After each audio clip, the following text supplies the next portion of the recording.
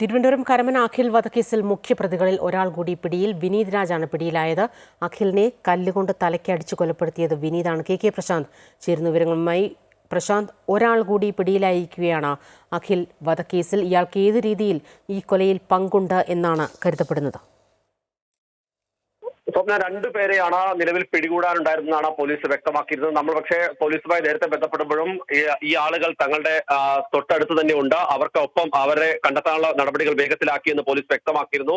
അത് നമ്മൾ മുന്നേ പറഞ്ഞതാണ്. പക്ഷെ ആ പേരിൽ മാത്രമാണ് ഒരു വ്യക്തത കുറവുണ്ടായിരുന്നത്. വിനീഷ് അല്ല, വിനീത് രാജാണ്.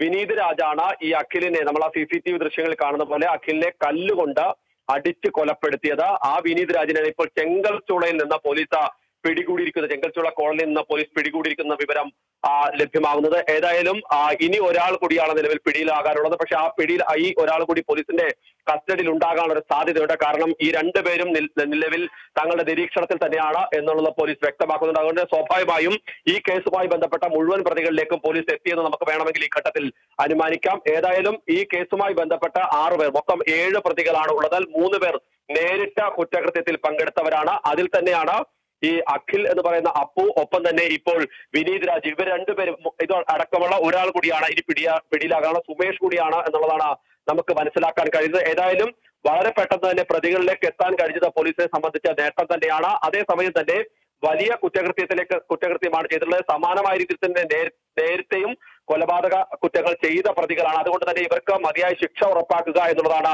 അടുത്ത ഘട്ടം. ഏതായാലും ഇതിന്റെ നടപടികൾ ഇനി ഏതായാലും കോടതി ഇല്ലാത്ത പശ്ചാത്തലത്തിൽ മജിസ്ട്രേറ്റ് മുന്നിൽ ഹാജരാക്കുന്ന നിലയിലേക്ക് കാര്യങ്ങൾ പോകും.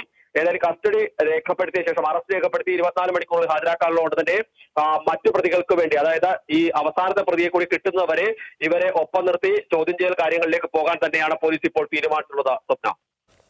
പ്രശാന്താണ് വിവരങ്ങൾ നൽകിയത്. അഖിൽ കൊലക്കേസിൽ ഒരാൾ കൂടി പിടിയിലായിരിക്കുന്നു. വിനീത് രാജാണ് പിടിയിലായത്.